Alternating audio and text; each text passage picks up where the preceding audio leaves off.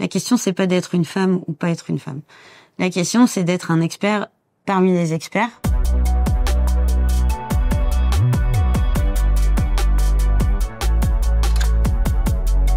Je viens d'une famille d'ouvriers, donc il n'y avait pas d'ingénieur dans la famille.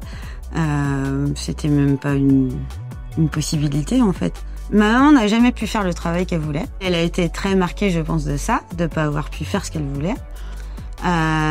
Du coup, elle a été surmotivée, je pense, à ce que moi je fasse ce que je voulais.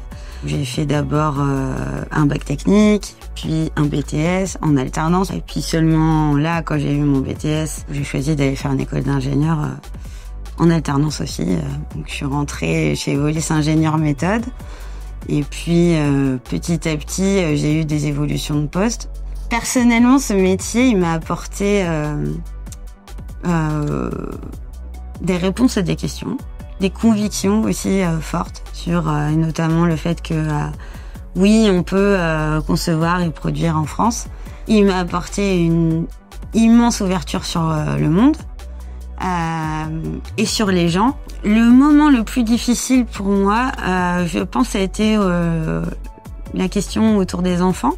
Est-ce qu'on va toujours me percevoir comme l'experte parmi les experts si j'arrive au travail et que je suis enceinte et voilà, enfin, je me suis jamais sentie considérée différemment quand j'étais enceinte au travail et j'ai pu parfaitement conjuguer ma vie de mère et ma vie professionnelle et ça a pas ni affecté ma performance dans l'entreprise ni ma progression finalement. Dans mon parcours, j'ai pu avoir des doutes ou des questions sur est-ce que c'était le bon choix, est-ce que c'était possible. À ces moments-là, j'ai eu des petites lumières sur mon chemin.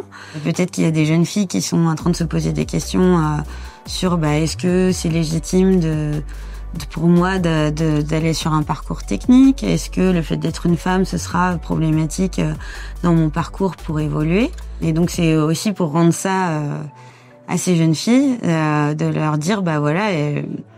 Vous aussi, vous avez votre place et la question, c'est pas d'être une femme ou pas être une femme.